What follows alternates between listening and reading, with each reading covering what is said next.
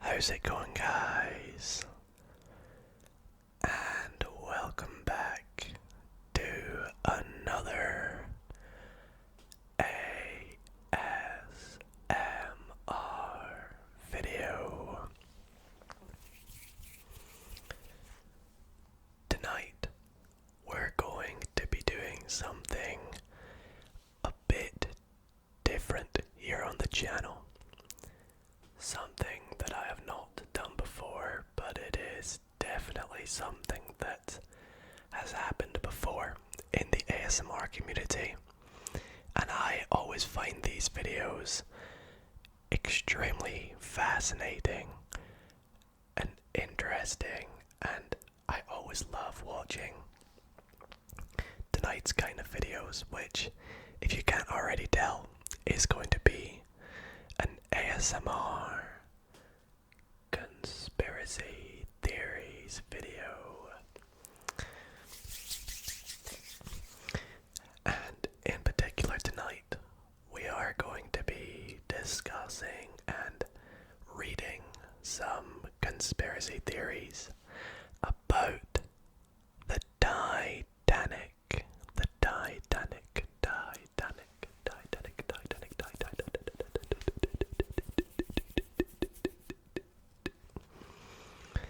And again, as I mentioned, this is something I've not done before, so this is something a bit different for the channel, so it may not be for you, and I may do a terrible job tonight, but nonetheless, I really hope you all do enjoy it.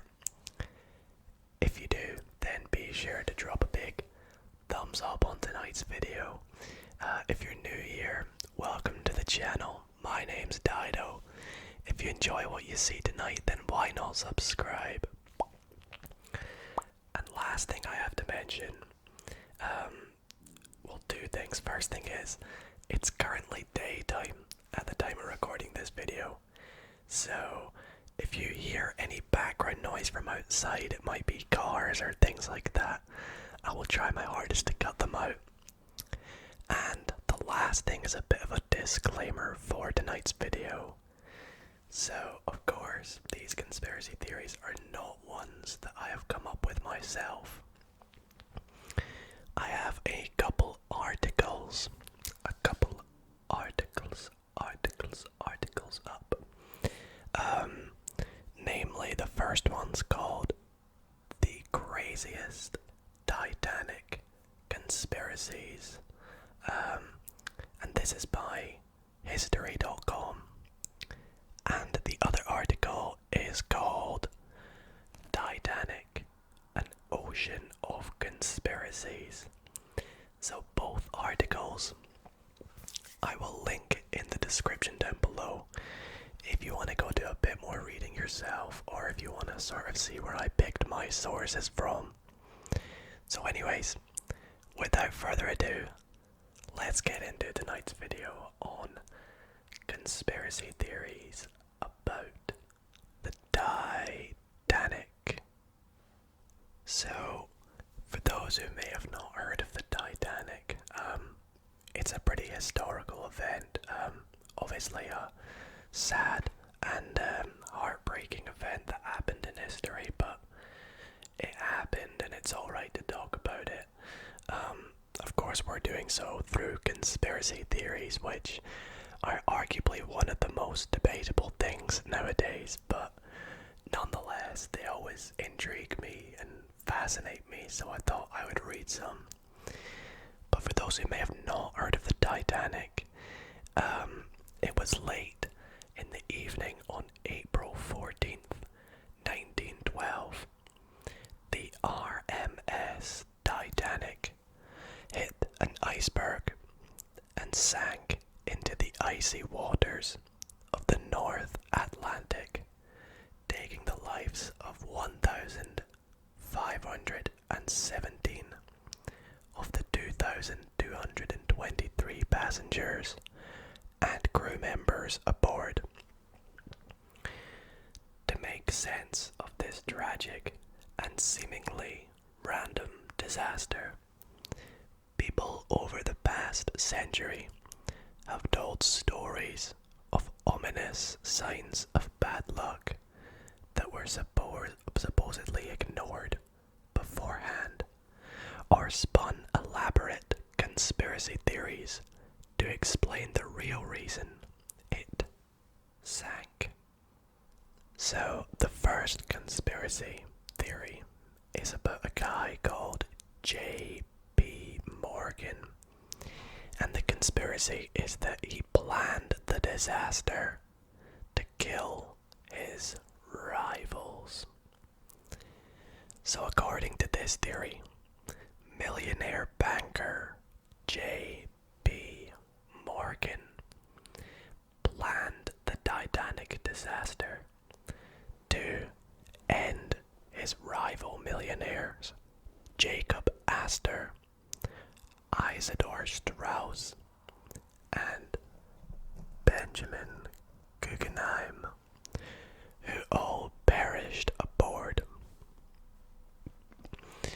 The theory hinges on the fact that Morgan had originally planned to sail on the Titanic, but changed his mind shortly before it took off. Yet, it doesn't offer any explanation for how he actually caused the ship to hit an iceberg and end the lives of over 1,500 people, let alone the 3 men he supposedly intended to end the lives of. To top it off, the theory claims that Morgan wanted to kill them because they opposed the creation of the Federal Reserve, even though Astor and Guggenheim don't appear to have a position on it, and Strauss actually supported it. Okay, that's one theory that I've never heard of before. Again, I want to apologize if this is a bit of a sensitive topic to be making a conspiracy theories on, and if it does affect anyone, of course, do not feel hesitant to click off the video and things like that. The next conspiracy theory is one that I have also never heard of, and the title of this conspiracy theory just blows my mind, and it is that the Titanic never sank. People seem to love a good insurance fraud story, so maybe it's unsurprising that this conspiracy theory is one of the Titanic's most popular. This one posits that someone switched the Titanic with another White Star Line ship, the RMS Olympic. But as Paul Burns, vice president and curator for the Titanic Museum attractions in Missouri and Tennessee, points out, it just doesn't make any sense. This theory starts with the fact that the Olympic was damaged whilst sailing from Southampton to England to New York.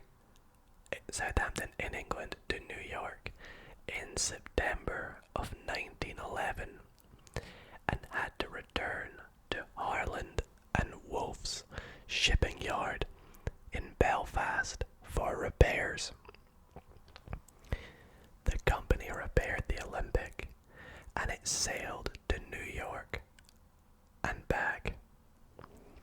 It returned to Belfast for more repairs in March 1912, a few weeks before the Titanic set sail. There's a wee picture of it there, and honestly, honestly, if I could show you guys this picture, it looks shockingly similar to the Titanic. The conspiracy theory claims that some person or people found the Olympic too severely damaged to be profitable, and so, at some point, switched it with the Titanic to purposefully ditch the damaged ship, reap the insurance money in, and, it seems, kill a bunch of people in the process. There are a lot of holes to this conspiracy theory, but one of the biggest is that the Titanic's insurance wasn't enough to cover the Olympics' loss. As J. Kent Layton writes in his Conspiracies at Sea, the Switch conspiracy founders quite literally on its financial merits alone. I feel like that's one of the more interesting conspiracy theories, for sure. And it kind of reminds me of this conspiracy theory that I'm going to go on to next, which is, I would say, merely more of a coincidence. But it is about the wreck of the Titan. Oh god, I need to zoom in, my eyesight's not that good. In 1898, a fictional story called The Wreck of the Titan was written by the author Morgan Robertson, which told the story of a ship called the Titan, which hit an iceberg, and that there was a lack of lifeboats on this ship. Robertson claimed to be a psychic and got his inspiration for this story from his psychic abilities. Although the novel was written well before the Olympic-class Titanic had even been designed, there are some remarkable similarities between the fictional and real-life counterparts. Just like the Titanic, the fictional ship sank in April in the North Atlantic, and that there were not enough lifeboats for the passengers. There are also similarities between the size of the ships. The Titan was 800 foot long, and the Titanic was 882.5 feet long. The speed of the ships: the Titan was 25 knots, and the Titanic was 23 knots. And the similarities between life-saving equipment. Now, there's a huge list of similarities and differences, and I feel it would only be fair to read the same amount of each. So, we'll start with the similarities.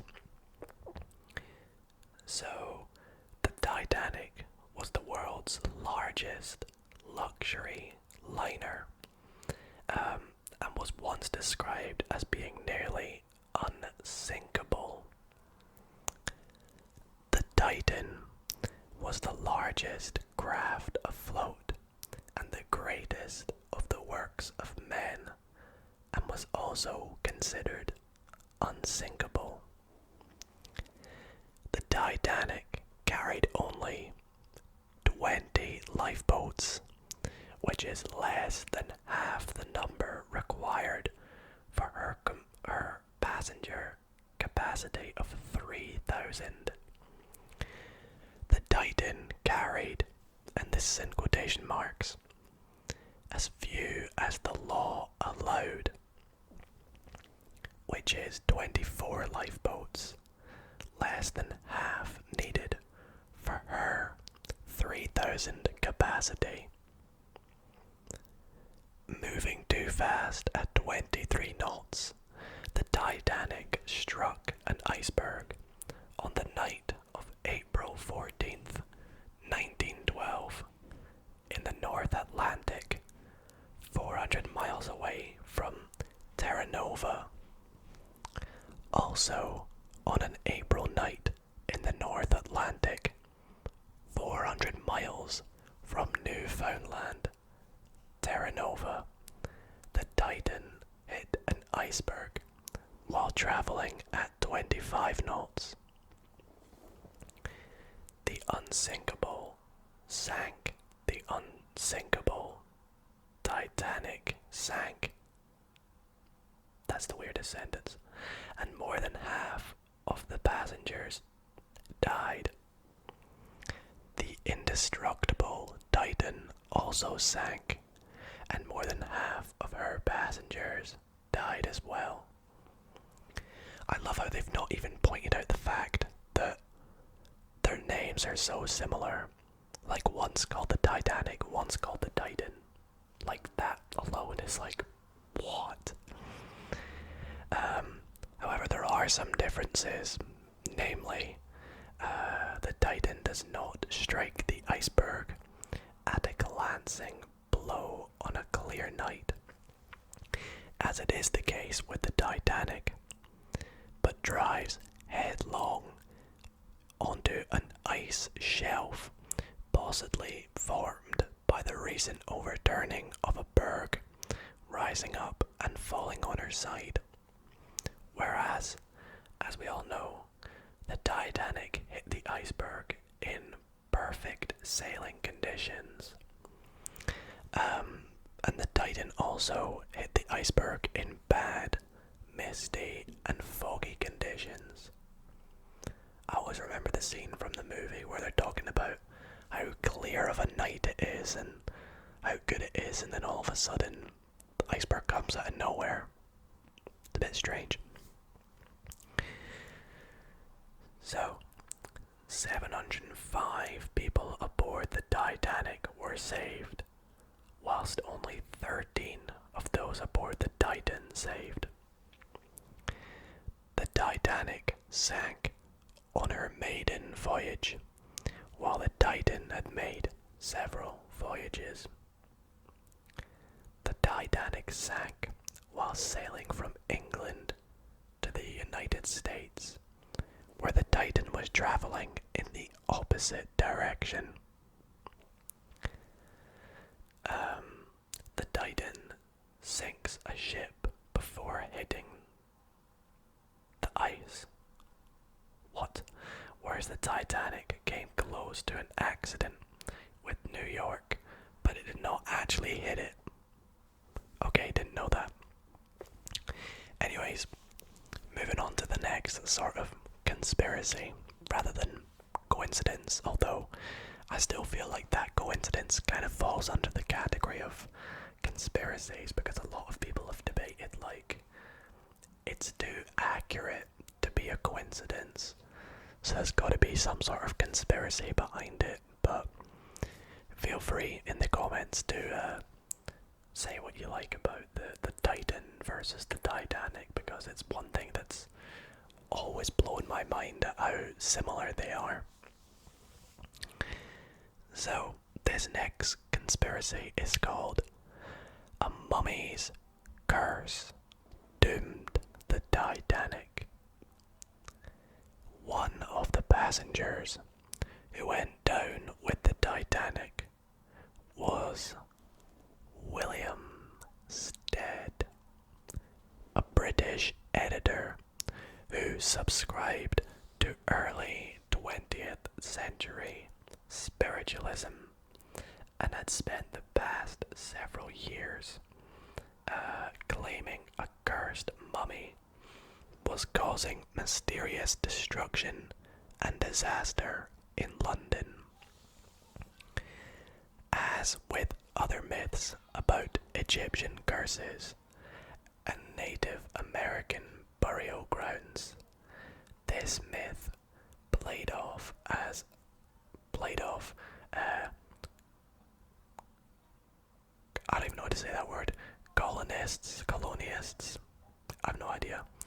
anxiety about the people whose land they had plundered. On board the Titanic, Stead happily repeated his tale of the mummy's curse to other passengers. After the ship sank, a survivor recounted Stead's story to the New York World, and the media picked it up.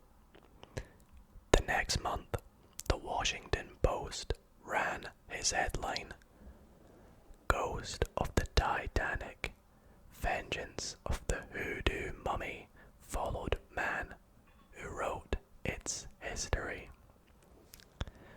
Burns says that people linked the mummy's curse to Egyptian artifacts that survivor and hero Margaret Brown really did take with her on the Titanic to deliver a museum in Denver. What? In other versions of the story, the mummy was actually aboard the Titanic because the British Museum had sold it to an American who was shipping it home. Okay. But the truth is the so-called unlucky mummy is still at the British Museum, of course it is, and no mummy was ever loaded onto the ship. It was an iceberg, not a curse, that sank the Titanic. That's a very interesting one that, again, haven't really heard of. This next one I have heard of, however, and it's called "The Ship's Number Read No Pope." Backwards. One myth posits that the Catholic employees of Harland and Wolff, who we talked about earlier, the Belfast company that built the Titanic, were distressed that the ship's number 390904 seemed to say "No Pope" when viewed in a mirror.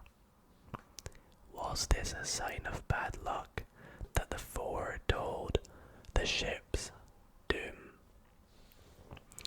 If you write down 3909 and then a little space and then 04 and look at it backwards, it does look like it says "No Pope." It really does. But no, the late Titanic historian Walter Lord wrote that he received letters from people in Ireland relaying this "No Pope" story beginning in the mid-1950s. Yet, as Burns pointed out in his 1986 book, "The Night Lives On," there was no such number attached to the Titanic. The hull number painted on the ship was 401, the same as its yard number at Harland and Wolff, and its Board of Trade number was 131428. Yet even one of its numbers had read "No Pope." There weren't any Catholic workers at Harland and Wolff for it to upset. The company had driven its Catholic employees away in the late 1800s, and by the 20th century, Harland and Wolff had a reputation for only employing Protestants. Very interesting. Very interesting indeed. Let's see if there's one more left. So that's the same one about it never sinking, which we read. So there is one last one here,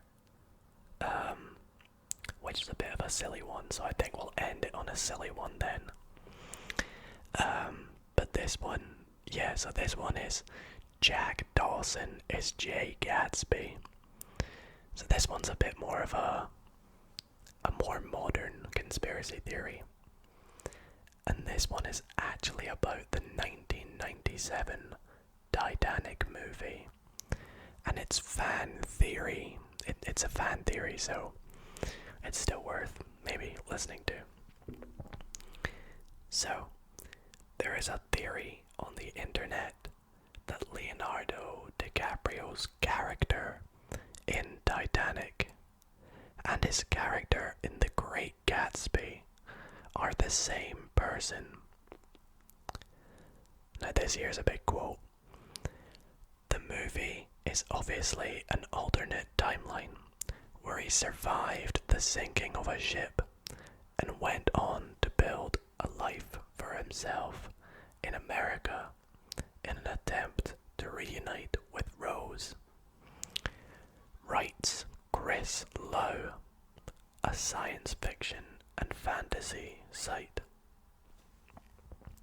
That's the website he writes on. He survives, builds himself into a party-going showman in the jazz age, and hopes that Rose will one day appear, but ends up finding love with another woman, Daisy. Because this one is about fictional characters in film, it isn't something we can prove or disprove, so we'll leave it up to you to decide if Jack really is the Great Gatsby. That's one that I've never heard of that's a bit more silly, I feel. But anyways guys, that is where tonight's video is going to come to an end. Again, it's been very fun and a very different video for me to record, and I apologize in advance if I did a really bad job at reading conspiracies and things like that. It's something that, again, I've wanted to try for a long time, and there's probably better people that do better jobs than this at me, so be sure to check out other people's renditions of conspiracy theories of the Titanic. And again, I just want to let you know that these articles that I got all the conspiracies from are in the comments, in the description. So again, I've not made these up, and I've not written the words myself, so you can go and read them in your own time if you want to have a little bit more look at it. But you're welcome to leave a comment down below discussing any of them, and I will of course reply to every comment that intrigues me. So yeah, that's where I'm gonna wrap this up. Let me know if you would like to see more conspiracy theories. I know there's absolutely loads of conspiracy theories on different topics that are like the moon landings and things like that. But yeah, that's where we're gonna finish this video. I hope you all did enjoy. If you did, then be sure to drop a big thumbs up. And I guess I'll see you all in the next video. Good night, guys.